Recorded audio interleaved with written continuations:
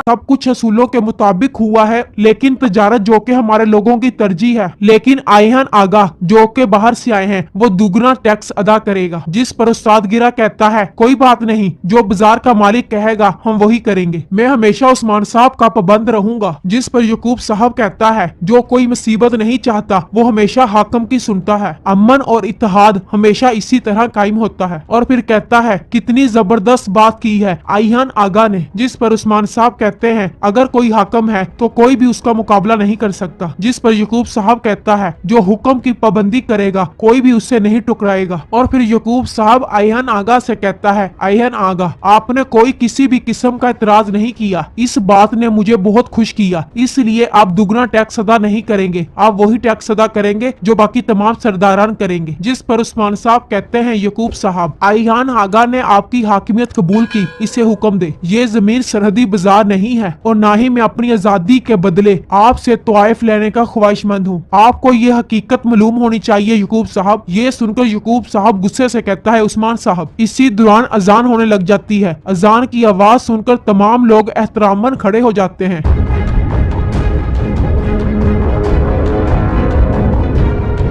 जिसके बाद रात का वक्त शुरू हो जाता है। सादत खतून अपनी खादमा से कह रही है तुम ये कैसे कर सकती हो फितनात, तुमने सारी खराब कलीनें खरीद ली, क्या इसे खरीदने से पहले तुमने इसे देखा नहीं था। जिस पर फितनात कहती है मैंने सिपाहियों से कहा कि तमाम कलीनें खरीद लो, लेकिन उन्होंने बगैर देखे तमाम कलीनें खरीद ली। इसी दौरान मलून खतून इजाजत लेकर अंदर दाखिल हो जाती है और सादत खतून को गुस्से की हालत में देख कर पूछती है खैरियत तो है सादत खतून, आप इतने गुस्से में क्यों लग रही हो, क्या आपका ज्यादा नुकसान हो गया। ये सुनकर सादत खतून गुस्से से कहती है ये कलीनें हमें नुकसान पहुंचाएगी, तुम दरमियानों के बारे में जानती ही क्या हो मलून खतून। ये सुनकर मलून खतून सोने के सिक्के पेश करते हुए कहती है तमाम खराब शुदा कलीनों की ये रकम वापसी की है। जिस पर सादत खतून कहती है तुम ये क्या करने की कोशिश कर रही हो मलून खतून। जिस पर मलून खतून कहती है हम खराब कलीने नहीं बेचते सादत खतून, लेकिन मैं जानती थी तुम ये कलीने क्यों खरीदना चाहती हो। जिस पर सादत खतून कहती है इसका क्या मतलब है, क्या तजारत करना गलत बात है। जिस पर मलून खतून मुस्कुराते हुए कहती है तजारत, चलो जो भी कोई बात हो अब तक आप जान चुकी होंगी, सरहदों पर कोई भी मेरी इजाजत के बगैर सामान नहीं बेच सकता। यह कहकर मलून खतून वहां से जाने लगती है तो पीछे से सादत खतून वो सोने के सिक्के फेंकते हुए गुस्से से कहती है इन सोने के सिक्कों को गरीबों में तकसीम कर दो फितनात, ये रकम सिर्फ खरात के तौर पर तकसीम हो सकती है। जिसके बाद मलून खतून वहां से चली जाती है। मलून खतून के जाने के बाद सादत खतून गुस्से से कहती है मैं इस सब का हिसाब लूंगी मलून खतून।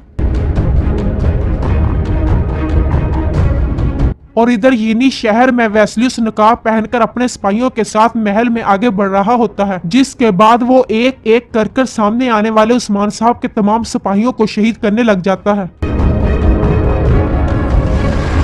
और दूसरी जानब तमाम लोग मिलकर खाना खा रहे होते हैं। यकूब साहब कहता है मैंने दो खानदानों के दरमियान खाने का इंतजाम किया, मैं चाहता था कि हम यहाँ पर खलूस के साथ बात करें, जो बात हम लोगों के सामने नहीं कर सकते मैं चाहता था वो बात हम यहाँ पर करें। जिस पर उस्मान साहब कहते हैं जो लोगों के सामने सब बात कह सकता है उसको अकेले में क्या एतराज होगा। जिस पर यकूब साहब कहता है ठीक है, मैं उम्मीद करता हूँ आप सब लोगों को खाना बहुत पसंद आया होगा, अब असल मकसद की जानब आते हैं। जिस पर उस्मान साहब कहते हैं बिल्कुल, चलो फतूहात की बात करते हैं, हमने लेफ्ट के किलो को बिला वजह अपनी मलकियत नहीं बनाया। जिस पर यकूब साहब कहता है फतूहात की बात नहीं उस्मान साहब, पहले हम आपकी बैत की बात करेंगे, इसके बाद फतूहात की बात करेंगे। लेफ्ट की फतह से मैंने साबित किया कि मेरा मकसद सिर्फ और सिर्फ फतूहात है। इसके बाद लेफ्ट के आपको देख कर मैंने साबित कर दिया कि मेरी नीयत सिर्फ साफ है। अब आपकी बारी है उस्मान साहब, अब आप भी साबित करें आपकी नीयत में सिर्फ फतूहात, इत्तेहाद और जहाद है। हम यहाँ पर अकेले हैं, आप यहाँ पर मेरी बैत कर सकते हैं उस्मान साहब। ये सुनकर उस्मान साहब कहते हैं यकूब साहब, मैं जिस किले को फतह करने के लिए जा रहा था मेरे से पहले ही आपने वो किला फतह कर लिया। इससे क्या साबित होता है यकूब साहब, आपने जो कुछ कहा इससे कोई भी बात साबित नहीं होती बैत की, आपने जो कुछ कहा इससे बैत की कोई बात साबित नहीं होती।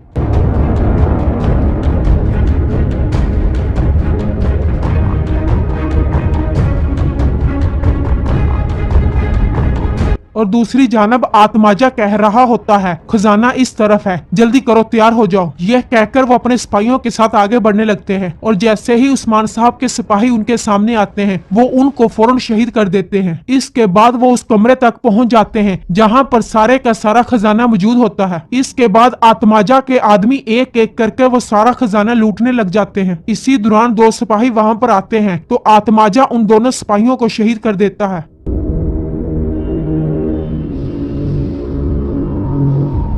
और इधर बुरान एक सिपाही के साथ खजाने की जानब जा रहा होता है। इसी दौरान वेस्लियस और उसके सिपाही उसके सामने आ जाते हैं। बुरान को देखकर वेस्लियस फौरन अपने सिपाहियों को हमले का हुक्म देता है। बुरान बहुत बहादुरी के साथ उनका मुकाबला कर रहा होता है। बहुत जल्द वेस्लियस के आदमी बुरान को जख्मी कर देते हैं। इसके बाद वेस्लियस अपने आदमियों से कहता है अब तुम जाओ और दूसरों की जाकर मदद करो, अब मैं इसे देखता हूँ। ये कहकर वो बुरान के करीब आ जाता है। ये देखकर बुरान फौरन वेस्लियस पर हमला कर देता है और कहता है तुम्हारा ये नकाब तुम्हें बचा नहीं पाएगा, यहाँ आओ अबलीस, यहाँ आओ। ये कहकर बुरान वेस्लियस का मुकाबला करने लग जाता है। बुरान बहुत बहादुरी के साथ मुकाबला कर रहा होता है, लेकिन वेस्लियस अपनी तलवार बुरान के पेट में गोम देता है जिससे बुरान शदीद जख्मी हो जाता है। जिसके बाद बुरान जमीन पर घुटनों के बल बैठ जाता है। इसके बाद वेस्लियस जैसे ही अपनी तलवार के साथ बुरान का सर कलम करने लगता है, इसी दौरान उस्मान साहब के कुछ सिपाही वहां पर आ जाते हैं। उनको देखकर वेस्लियस फौरन वहां से भाग जाता है। बुरान कहता है खजाना खजाना, यह कहकर वो बेहोश हो जाता है।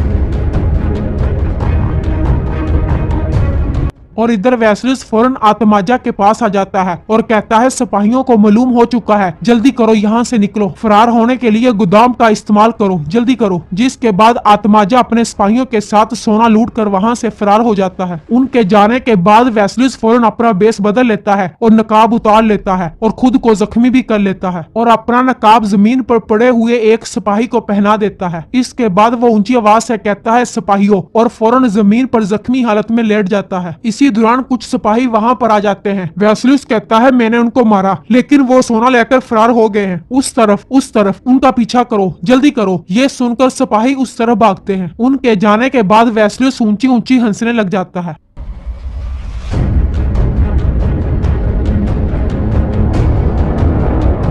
और इधर यकूब साहब कह रहा होता है हम इस तरह मुथिद नहीं हो सकते कि आप झगड़ा करना चाहते हैं उस्मान साहब। जिस पर उस्मान साहब कहते हैं मैं ऐसा क्यों करूंगा, मैंने आपसे नहीं कहा था कि आप सुल्तान ना बने, आपका परचम अलग है और मेरा परचम अलग है। ये सुनकर यकूब साहब कहता है दो हाकम, इसका मतलब है कोई भी हाकिमियत नहीं है। जिस पर उस्मान साहब कहते हैं मुझे बताएं आपको किस चीज का डर है, आपको डर है कि तमाम सरदारान मेरे साथ खड़े हो जाएंगे। अभी रुकिए, ये बहस सिर्फ मेरा मकसद नहीं है बल्कि आपके हरीफ को तबाह करने के लिए है। ये सुनकर यकूब सरदार गुस्से से खड़ा हो जाता है और कहता है आप मेरे बराबर नहीं तो हरीफ कैसे बन सकते हैं। मैंने आपको अपना खूनी भाई समझा था, आपका बैत ना करना एक बहुत बड़ी खूनी लड़ाई बन सकता है, फितने घुस सकते हैं। मैं आपको इस सरजमीन पर ऐसा करने नहीं दूंगा। अब मैं आपसे आखिरी बार पूछ रहा हूँ, आप मेरे साथ हैं या मेरे खिलाफ हैं। ये सुनकर उस्मान साहब भी खड़े हो जाते हैं और कहते हैं यकूब साहब, साए तले खड़े होने वाले का कोई अपना साया नहीं होता। मैं उस चिनार का ख्वाब देख चुका हूँ जो तमाम मजलूमों को मुत्हिद करेगा। अब आप मुझसे कह रहे हैं कि मैं अपना ख्वाब तर्क कर दूं।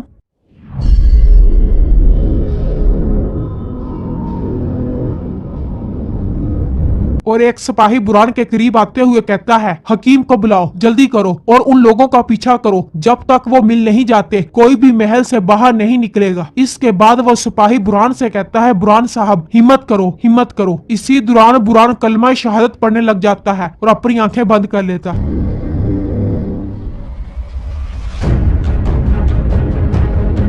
और इधर उस्मान साहब कहते हैं यकूब साहब, मैं देख रहा हूँ आप भी उसी ख्वाब के पीछे हैं। आपने जरूरत के वक्त हमारी मदद की, आपने जो अपनी तलवार से किला लिया वो भी हमें दे दिया, हत्ता के आपने मेरे बहादुर सिपाही का भी ख्याल रखा। मैं जानता हूँ कि आपकी नीयत साफ है, जब तक आप कलमातुल इलाही के रास्ते पर है मैं हमेशा आपके साथ खड़ा रहूंगा। जिस पर यकूब साहब कहता है तो आप मेरी बैत करोगे उस्मान साहब। जिस पर उस्मान साहब कहते हैं जी हाँ, अब से काई दरमियान अगलू की बैत करते हैं। ये सुनकर यकूब सरदार बहुत ज्यादा खुश होता है और कहता है जबकि तुमने मेरी बैत कर ली है और इत्तेहाद हो चुका है तो हम अपनी पिछली तमाम दुश्मनियां खत्म कर देते हैं। ये कहकर यकूब सरदार उस्मान साहब के गले लग जाता है और फिर उस्मान साहब के कहने पर मलून खतून सादत खतून के गले मिलती है जबकि उरहान साहब महमद के गले मिलता है। इसके बाद उस्मान साहब कहते हैं अब से हम आपके शाना बशाना खड़े होंगे। इसके बाद वो दोनों एक दूसरे के साथ हाथ से हाथ मिलाते हैं और उस्मान साहब कहते हैं अब से ये एक नया आगाज होगा।